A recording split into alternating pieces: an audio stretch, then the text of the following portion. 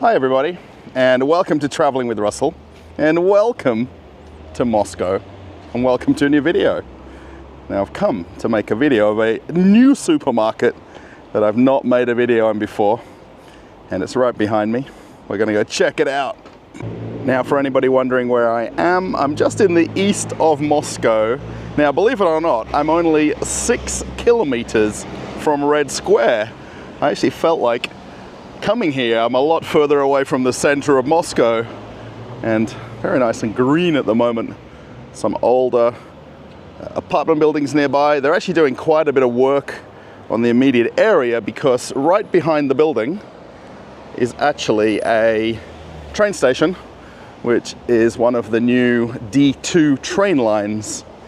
And where we want to go is to Smart Supermarket. Right here. Now it's spelled in English, which is very interesting. And there's some Russian words here saying low prices for a better life. So hopefully there's some good deals in this shop. If anybody happens to be in Moscow and wants to come to this store, I will put the map location in the description. I always do that for every video that I make. And it's in the district of Sorty-Royochnaya.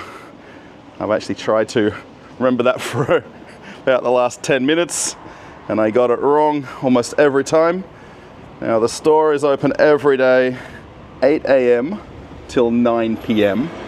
Now what's interesting about this store is it's in the location of an existing supermarket that left this location, and that's why when you walk in, there's so much empty space here, because there was another chain of supermarkets here previously, and I think only in the last year this store has opened, and it's actually a new chain of stores in Moscow.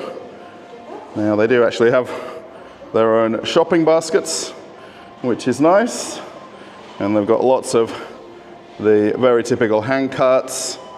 You can actually have a look at some of the things on special. Now if you've got the app on your phone, you can get shrimps nice and cheap. These would be all the weekly specials right now. Pastries for 30 rubles is always good. It's very strange walking in all this empty space when you come out. So there is actually the checkouts right here. And I can just see off in the distance some self-checkouts. So we'll have a good look around and get a bit of a grasp of what this shop has to offer. Actually, before I walk inside, I just thought I'd just briefly talk about this store. Now, the Smart Supermarket chain is in other regions beyond Moscow. There's 103 shops at the moment, and there's only 3 in Moscow. This is the closest one to my house, but it's 6 kilometers from the center of Moscow. So close. And if this brand might seem familiar to somebody who's from Russia, it's because it's one of the sister companies of Eurospar, which is a very well-known Dutch-Russian supermarket chain in Russia. And Eurospar has got hundreds of shops throughout Russia. And this is their new concept of store. That's a hard discount supermarket. Let's go check it out together. I just noticed after walking in, there's a big arrow telling us where the entrance is. Now, there's nothing else here. Now, I would imagine when the previous brand of supermarket was here, their register would have come out a fair bit further, and the shop would have been bigger. But the way that they've set this shop up, it's in a smaller footprint and a little bit more compact, let's call it. In case I might want to get a job here. They're paying well above the Russian average salary, which is nice. Anybody would like a job. So hard discount supermarket, or a discount supermarket if you want to call it, isn't new for Russia. There is quite a few other chains already here. And this is a sister company to Eurospar. So this is their grab at that hard discount shopper, or that percentage of the market of people who want to shop in lower cost supermarkets. So walking on in, we see there's fruit and vegetables. What I will say is that the signage is very nice and very clear. It talks about what's in that area of the shelves. And I did want to show you the bread, but there's a couple of people grabbing bread. So the one thing with hard discount supermarkets is they won't have a big assortment of fruits and vegetables. They'll generally just have a few boxes like this, which will generally last for 2 or 3 days, and then they'll get another delivery. And this is very normal when you come to these lower cost supermarkets. It's not about having pallets and pallets of stock. Because it's fruit season or stone fruit season now, nectarines, plums, and peaches are currently in season. They do actually have a small in-house bakery. Now it would be nice, but we can't quite see. Just behind the shelves, they've actually got the machines that make the bread, if that makes sense. But they've got some pastries. And let's have a look. So a fairly classic loaf of bread is less than 50 rubles. My favorite garlic bread, 55 rubles. So I will point out a few prices.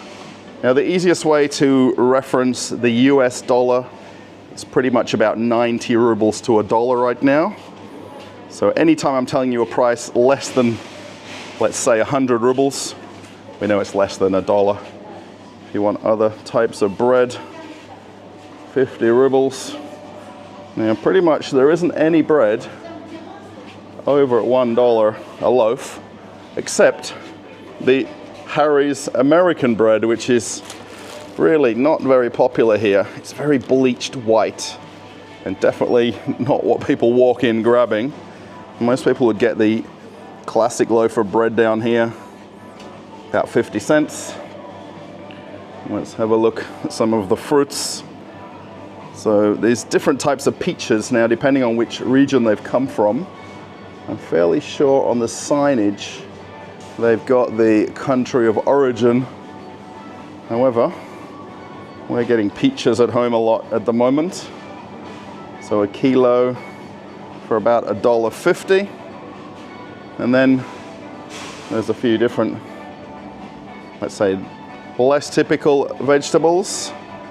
Generally, in most shops, potatoes, carrots, onions, tomatoes, cucumbers. That covers pretty much everything. And then some extra items. Really, if you want more choice, just go to a bigger supermarket. But I think the way they mention it here, they have enough choices that you're happy as a shopper. Come around to the canned meats. So there is canned pork, canned beef. Now my wife and I, we don't generally buy this. We generally buy fresh meats. We might occasionally buy tuna in a can. Is this pheasant, I wonder? Someone can let me know what that is. That would be very nice. They do like to put the animal picture on the front of the can in Russia. And there's some different types of fish right here. So depending on what you like. Lots of choice though. We'll point out a few prices here and there as we walk around. But generally the video that I want to make here is to show that there is other companies opening new chains of supermarkets in Russia, and they're successful at doing it. I mean, they've got 100 of these already throughout Russia, mostly in the larger cities, but I would imagine they want to expand as quick as they can. This hard discount format is really quite popular because of the lower prices, so it can only be more successful as they open more stores and expand their footprint throughout Russia. I was just thinking as I'm going to walk around, let me see how many things I can find that are more than 100 rubles, which would be more than $1. And even looking at all the canned items here, although there's not that many canned foods in Russia, everything is less than 100 rubles. There is that psychological number in your head where 100 rubles is a fair price to pay for something. And There's plenty of things that fall under that. Pickled vegetables. Let me know if you like these different types of pickled tomatoes. Pickled gherkins, I think, are very popular. Now, if anyone remembers when McDonald's closed in Russia, there was a bit of a running joke that Uncle Vanya was going to become the name of McDonald's in Russia. And it didn't happen, of course, but there was that forever meme that was going around at the time. Lots of types of ketchup. I really don't know why there's that many brands, but I guess beyond what we know as Heinz, it's only $1.30. Now I'm going to keep using that 100 rubles to $1. I know it's a little bit lower in real life, but it's just an easier way to translate the numbers. I want some pizza sauce. There are some choices. Now, the one way that hard discount supermarkets save money is to not have the traditional fridges and the display fridges. And what they tend to do is they build these cool rooms, just like this, and then they put everything in one cool room. And it's a much cheaper way to build storage for refrigerated items. And you don't use nearly as much electricity to do this. And you've still got everything in here. Actually, this is a little bit interesting because they've got a bit of a mix of some drinks and some cakes as well. I haven't walked around this store before walking in to make the video, so I haven't seen any of this until just now. So I was thinking it'd be a little bit more traditional refrigerated items. Here is a big stack of mayonnaise, very popular in Russia. And then different types of cheeses.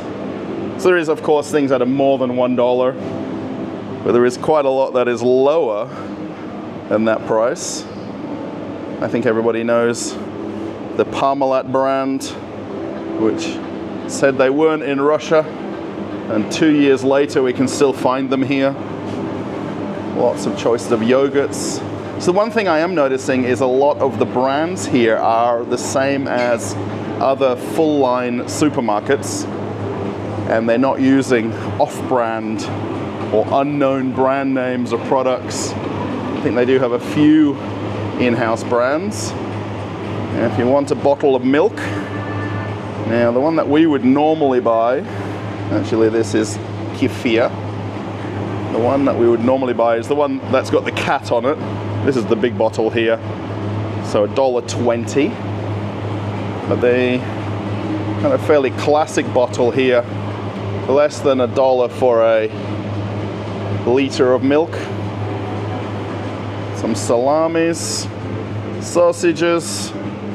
So there is quite a lot to choose from. And you can do all of your everyday normal shopping in here without a problem. The eggs are a little bit unexciting to see. Just cut open boxes. But a box of 10 eggs, again, less than $1. In Russia, they come in boxes of 10. If you want the fancy eggs, you're gonna have to pay more than $1, unfortunately. I did actually just notice over here, and I know it gets into every video, Coca-Cola. So in all of these sanction times, all these brands that have left Russia, they've got the imported Coca-Cola right here. I think this is the one from Azerbaijan, just looking at the label. So the difference there, 140 rubles.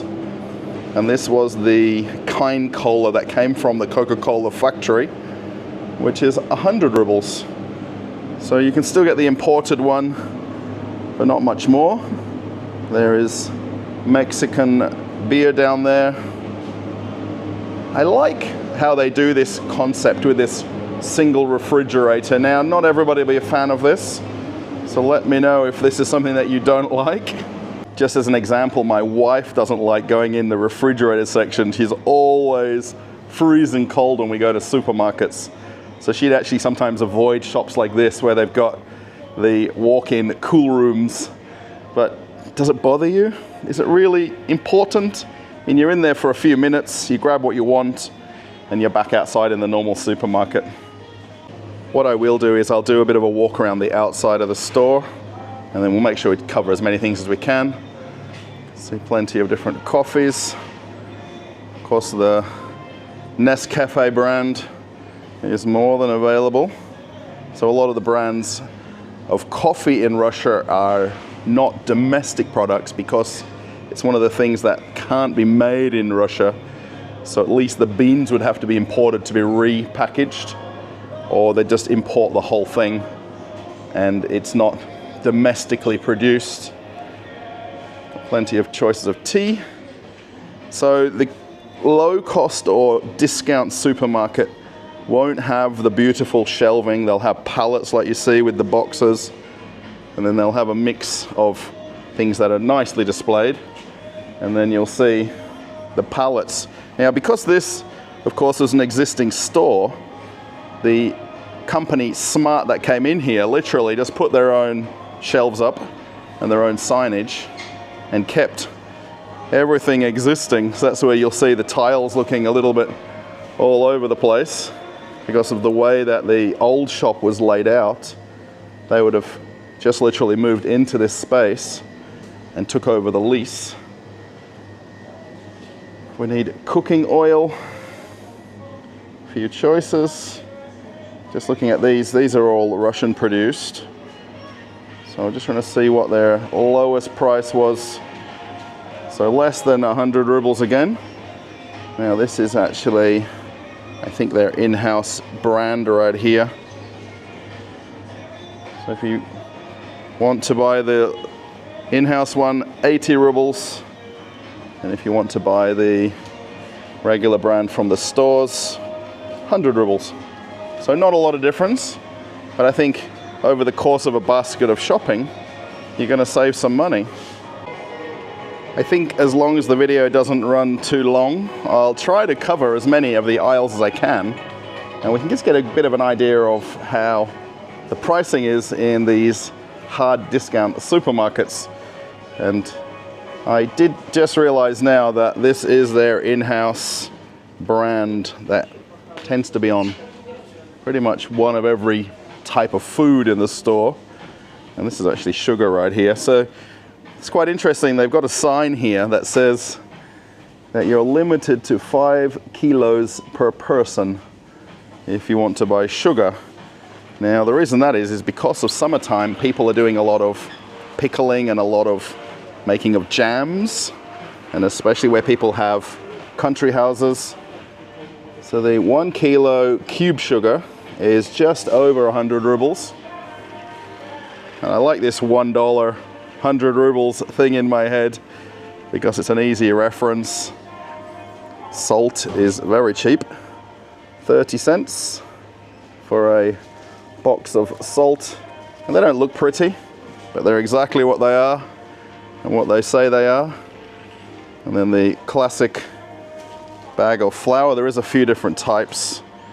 The one that you'll see in almost all the shops in Russia right here is right on 100 rubles. There's a couple of their in-house brands, 40 rubles and 60 rubles. So not even 50 cents for a 2 kilo bag of flour. So if you're into your baking, come to this place. On this opposite side, they've got porridges and oats.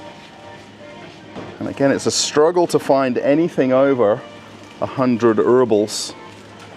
And I didn't come here with that intention, but now that I'm noticing all the signage and the fact that everything is cheaper, and it's very evident. Of course, if you want some basmati rice, 2 kilos for just about $4.50 for 2 kilos of basmati rice. Now I know my wife just buys the regular rice. We're not overly fussed. All the pastas. So all of these ones are the ones you would see in all the normal supermarkets. I don't want to just show the lowest price. However, if you're pausing it as I'm walking through, you're going to see low prices anyway. Their in-house bag is less than 50 cents. And generally what happens is a lot of these manufacturers that produce the branded pastas, for instance, will actually produce these under license for the smart supermarket. So this company would actually use a co-packer to make them for their brand, and then they'll sell it at that lower price. It's also really interesting when you look at some of the drinks right here, how they're all in English. Now I think that might be a nod to the parent company Eurospar, being that they're European and Dutch, that they want to have some English words on the packaging. I think that's the only way I can work it out. And all the different juices right here. We have some normal candy and this sweet choco pies, which I'm not really a fan of. Let's have a look. I think more candy. All right, so on this left-hand side is all of the pay-by-weight candies. So you just get a plastic bag and you just pay by the 100-gram weight for them. So you can just choose as much or as little as you like. And then they do actually have the normal bags, which you'll see right here, which are really the same things, just in weighted bags. It just really depends on how much you want of them. That's all. And some more cakes. Here are my waffles that I love so much. Actually, the brand I like is down here. This one for 63 rubles. Raffaello is still in Russia. Ferrero Rocher. They have a very small candy section with chocolates. However, Milka, we well know. And then Rita Sport. Actually, this is pretty much the going price in any supermarket for these Ritas. I think that's the right way you describe them. So yeah, this is a very popular way. My wife loves to buy the candy this way, and she'll get, you know, a handful of all the different types, and then she takes them to work and has them as a bowl on the coffee table in her nail salon. The shop itself really isn't all that big, and the selection on each aisle is really designed around you only choosing from 2 or 3 brands, and then you can find what you want, grab it, and get out of here. You know, the idea of these hard discount stores is not to have huge shops and have, you know, way too many choices of products like if you go to a traditional hypermarket in Russia. So it's got all the essential items, and that's it. You see here from the alcohol, it's a more pared down selection, but still we can find all of the Western brands. And keep in mind, this store would have opened less than 12 months ago, and this is a new store that's took over from an existing lease. Now, wherever you are in the world, has anybody heard of absinthe? And just let me know where you live if it's allowed or not. In a lot of countries this is illegal because of the high proof and the hallucinogenic quantity or qualities of the product. I'm not sure how to properly describe it. Martini. So a bottle of martini with a couple of drinks for about $14. And then very well-known Beluga vodka for right about $10 US.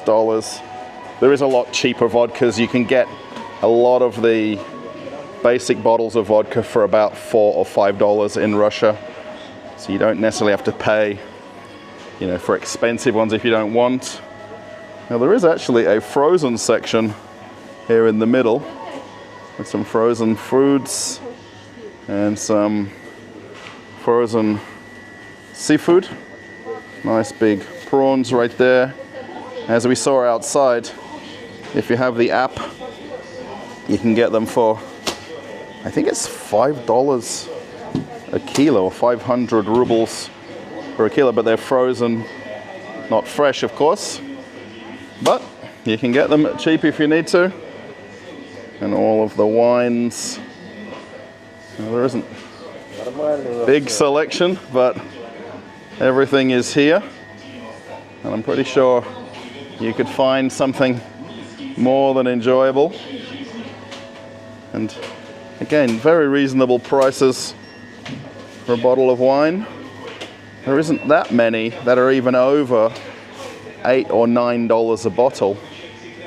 A lot of them here for $6 or $7, $4 a bottle. So very inexpensive. Now I want a few people to answer me in the comments, and please tell me why beer is cheaper than soda or soft drinks. So we can get a can of Budweiser here for 75 rubles. Actually, Stella right there for 50 rubles. So not even 60 cents for a can of beer. And 70 rubles, 60 rubles, 60 rubles. Now keep these prices in your head, because when we get around the corner to the soft drinks, we're going to wonder, how is it that beer in Russia is cheaper than soda? Now there has to be a theory. If someone has that answer, please tell me it in the comments. Now I was just having a look. They've got Miller Genuine Draft, or MGD. I think they call it a lot in America. And for right about $1 a bottle for Miller beer. There is some non-alcoholic ones as well. And I really don't see what the excitement is with these, but if it's a thing, a lot of these are actually the fruity versions.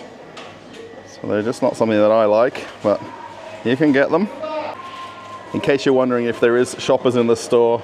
Now I do my best not to get people in the shop while I'm walking around, especially in a shop like this where it's not that busy, but there is people in the store buying something, and there's people coming and going. Now we really are in the suburbs of Moscow here, and a lot of people that would come shopping here would live very local to this shop. So a lot of people would get right off the train, like I did, come and grab something and then head on home, and perhaps maybe live in the buildings nearby. A lot of people wouldn't specifically drive here unless they wanted to come just to this shop only. And that this would really be a suburban neighborhood shop for most people. Now let's have a look at a bottle of soft drink just to get an idea here. Now there isn't that many on display. Now this lemon lime one I buy quite often. This one is 90 rubles. And I think because it's a low-cost store, I don't think my idea of cheap beer is going to pay off too much, because quite a lot of these are inexpensive. They've got the Coca-Cola from Poland here for 95 rubles. So because of the fact that this is a cheaper store, the cost of cool drinks is quite reasonable. Now the Chernogolovka brand here for 50 rubles. So these are all very inexpensive compared to some of the more traditional supermarkets.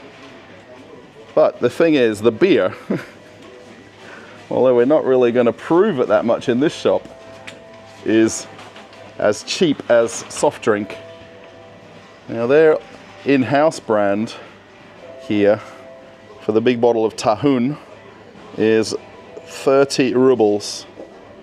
And then their cola. Now this lady looks quite familiar in a lot of advertising. Is only 20 rubles for a bottle of their cola. And this is their in-house brand. So I wonder who makes that for them to be able to sell it for 20 rubles for a bottle. So even with a hard discount supermarket like this, they still have lots of choices. And you've still got 3 or 4 choices. Now the idea is to really only have 2 choices. One that's the house brand and one that's the recognized brand, and you choose from one or the other. Of course, being that we're in Russia, they're still going to put more choices than what's necessary. Here is these new Lays. This is the Tom Yum flavor Lays, the brand new seasonal flavor, and they're really very nice. I've had them a couple of times now, and they've got a couple of the other brands that you've got in the normal supermarkets, and then this is their in-house brand. It's not that much cheaper, but again, the idea is to save money. You can definitely doing it by shopping for the private label products. So that's another question that I have for everybody. Where you go shopping, wherever you live in the world, do you prefer to get the brand name product, or do you get the house brand or home brand of something? Or does it not matter at all? I mean, is it a significant savings that it's definitely worth getting the cheaper brand versus the regular brand name? Now, as I look down the shelves here, it's the same thing. You know, they've got house brand and then the recognized brand. But let me know in the comments, is that something that's important to you when you're shopping? I know for my mum, as an example, certain items she just buys the house brand because it goes in cooking and baking and it doesn't matter to her. And on some other products, she's really specific to buy the brand that she enjoys the taste of. I have to point this out because I know in Australia they were banned a few years ago, and you can no longer get plastic disposable cutlery and cups and plates and knives and forks. So if you are in a country where they've been banned and you're upset about it, you can come to Russia and they're definitely still available. A lot of people would buy these when they go to their country house or go to make a barbecue. As you can see here, they've got all the barbecue items kind of pulled together. So if you're going to just do a bit of a temporary setup, then you just get the disposable stuff and that's it, done. We come around to the last aisle here, and this is the one with all of the cleaning products and personal care items and all of the normal things for life. So again, you've got the recognized Colgate brand. I think they don't actually have an in-house brand for toothpaste here. It's all Colgate across the board. Even the toothbrush is cheap. $1 Australian for a toothbrush. The Australian dollar to the ruble is about 60 versus 100 against the US dollar. So I think most of the brands here will be all of the normal recognized brands. I can see Rexona, Nivea, Dove, and I think I've got in a little bit of traffic at the moment. I do try to avoid people in the video as I'm filming, but of course it's difficult. So the toilet roll might be interesting. We can figure out, the only thing when you look at the signage here, it can be hard to figure out which one belongs to which. But the bigger package here, 12 rolls for right about $2. I can't find the price for the Zero one. There's so many signs. This is the only thing that bothers me with these sorts of shops where they've got this bottom shelf. They mix the signage together and it makes it hard to know what the lower price is. Let's scooch past these ladies as they're shopping, and we'll get over to the washing powder section. So if you really just want the very basic bottle, less than $1, versus buying one of the branded packagings. So it's really possible to buy and have a lower total spend.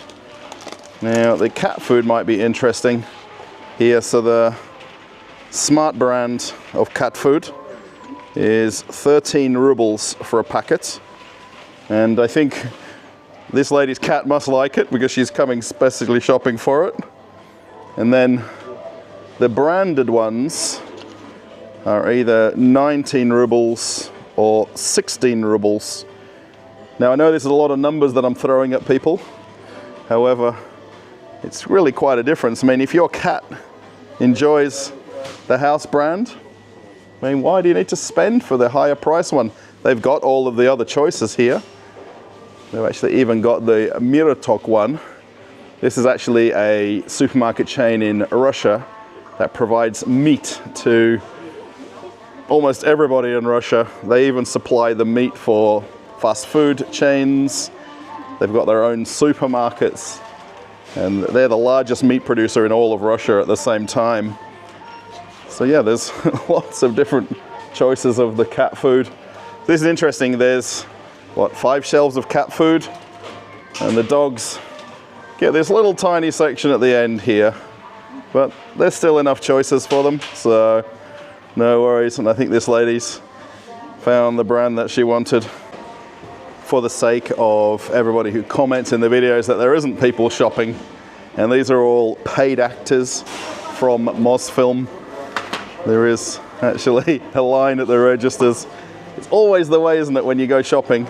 You walk around, you do all your shopping, and then everybody comes to the checkout at the exact same time.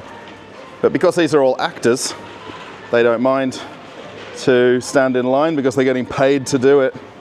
I literally paid 22 actors today to make the video. In all honesty, probably the reason why there's more people shopping right now is it's right about 5 p.m.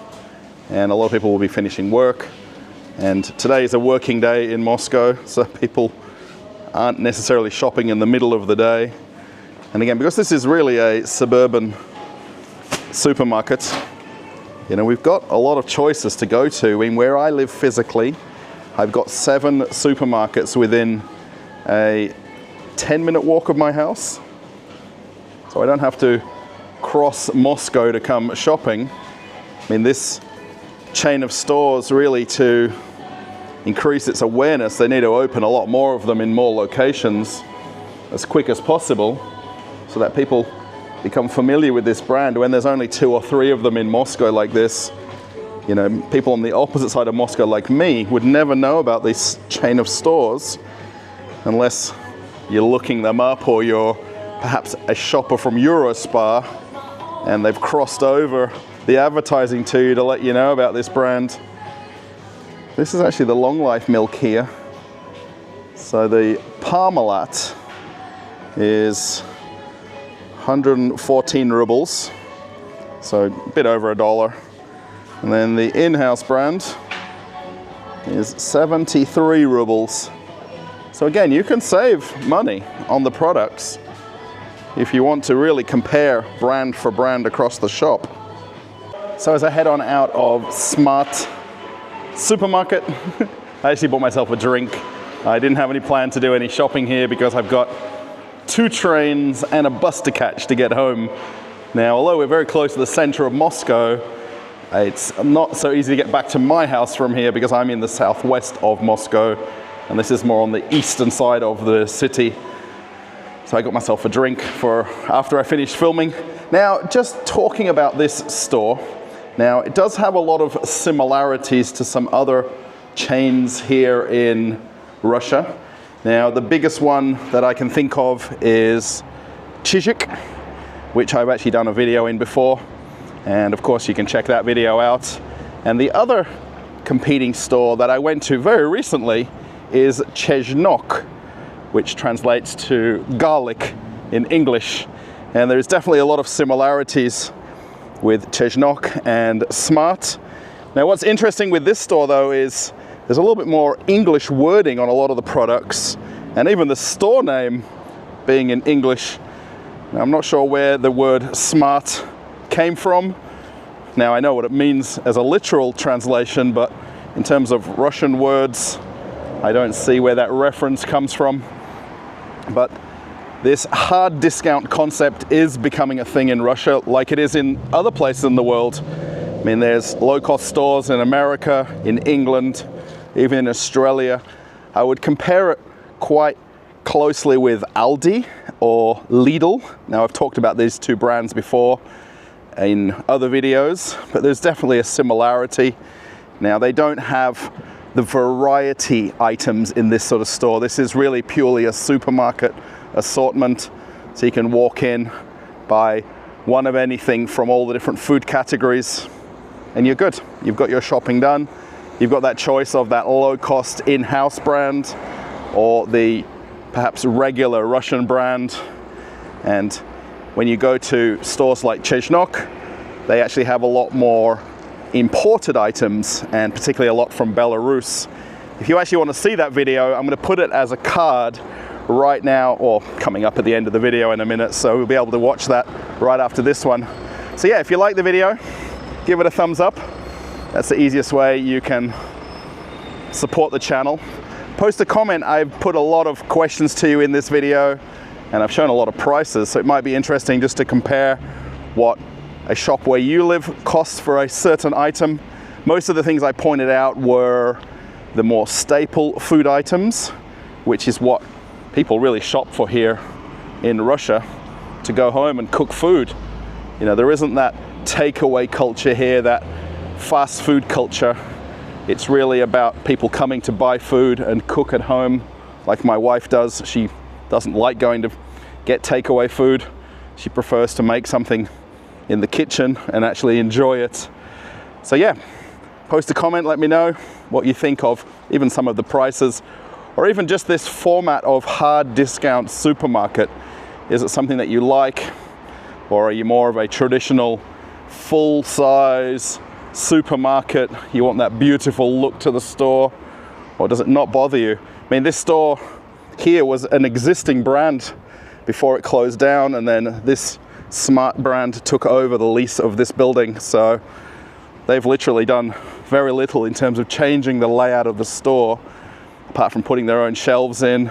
You can see there where I pointed out the tiles where it was definitely different, you know, but they don't do a whole lot. They don't strip out the store and then redesign it, because it's not necessary. So yeah, if you want to join me on Telegram, there's a link coming up right now to my Telegram channel. Then I'll put the link to the Chesnok video right here. So if you want to keep traveling with Russell, you can click that link and have a look at a slightly different or quite similar competing brand of hard discount supermarket. Okay, everybody, I'm off on an adventure. Bye.